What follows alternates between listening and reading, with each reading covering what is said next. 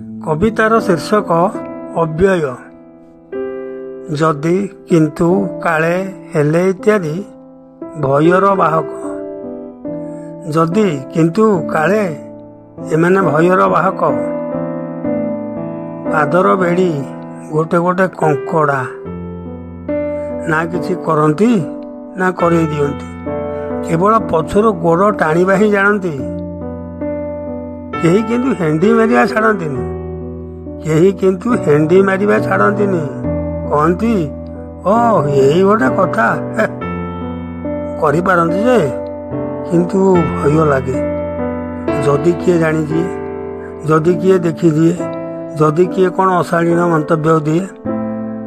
ଏ କାମ ମୋ ପାଇଁ କିଛି ନୁହଁ, ମୋ ବାଁ ହାତର ଖେଳ। କିନ୍ତୁ ଏମିତି କଲେ ଯଦି ଧରା ପଡ଼ିଯାଏ, ଯଦି ଧରା ପଡ଼ିଯାଏ ତେବେ? ଯଦି ମୋର ସ୍ୱପ୍ନ ସତ ହୁଅନ୍ତା ନା, ଛାଡ଼, ମୋ ଲକ୍ଷ୍ୟର ସବୁ ସୀମା ଅତିକ୍ରମ କରିଯାଆନ୍ତି। କିନ୍ତୁ ସ୍ୱପ୍ନ ତ ସତ ନୁହେଁ ନା, କେମିତି କରିବି, କ'ଣ ବା କରିପାରିବି? ଯଦି ଅତୀତକୁ ଫେରିପାରନ୍ତି ନା, ତେବେ ଯାହା ମନରେ ଅଛି ସବୁ କରିଦିଅନ୍ତି। କିନ୍ତୁ ଅତୀତ ତ ଅଫେରା, କରିବି କେମିତି? ମୁଁ ତୋତେ ଭଲ ପାଏ କହିପାରନ୍ତି ଯେ କେମିତି କହିବି? କାଳେ କିଏ କ'ଣ କହିବ, କିଏ କ'ଣ ଭାବିବ।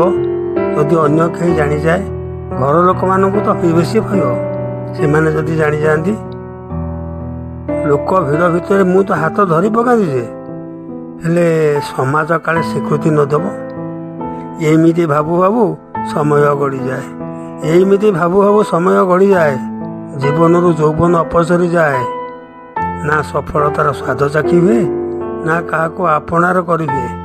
କେବଳ ଚମ୍ପେଇ ନେଉଳ ପରି ବଞ୍ଚିବାକୁ ପଡ଼େ। ଯଦି କିନ୍ତୁ ହେଲେ କାଳେ ଇତ୍ୟାଦି ଶବ୍ଦକୁ ନେଇ ବଞ୍ଚିବାକୁ ହୁଏ ସାରା ଜୀବନ।